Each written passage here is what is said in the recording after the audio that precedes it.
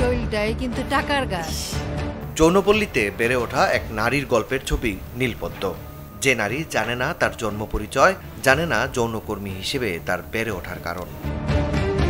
যৌনকর্মীদের জীবন সংগ্রাম ও সামাজিক অবস্থান নিয়ে চলচ্চিত্র নীলপদ্ম নির্মাণ করেছেন পরিচালক তৌফিক এলাহী, যেখানে দৌলতদিয়ার এক যৌনকর্মীর চরিত্রে নাম ভূমিকায় অভিনয় করেছেন রুনা খান।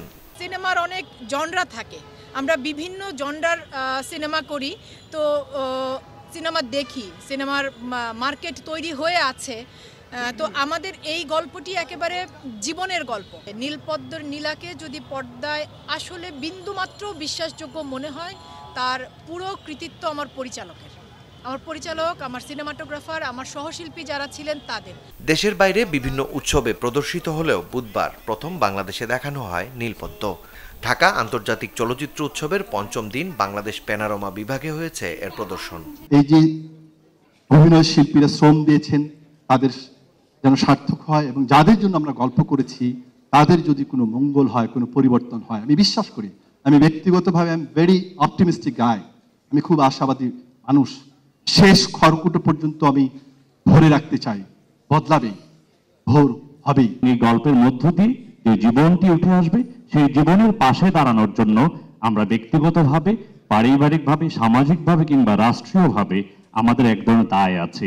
সেই দায়টি যদি পরিপূর্ণভাবে পালিত হয় এই জনগোষ্ঠীদের জন্য, তাহলে এই চলচ্চিত্রের আমি মনে করি সত্যিকারের সার্থকতা বয়ে আনবে। এদিন সাধারণ দর্শকদের সাথে নীলপদ্ম দেখেছেন শোবিজ তারকারাও। ছবি শেষে জানিয়েছেন নিজেদের অভিজ্ঞতা। সবাই খুব মন দিয়ে কাজটি করেছে এবং গল্পটা না একটা নির্দিষ্ট গতির মধ্যে চলতে থাকে।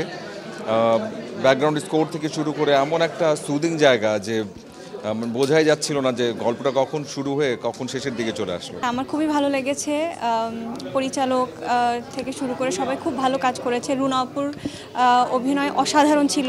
রুনা খান ছাড়াও নীলপদ্ম ছবিতে অভিনয় করেছেন রোকেয়া প্রাচী, শাহেদ আলী, রাশেদ মামুন অপু, সুজাত শিমুলের মতো শিল্পীরা।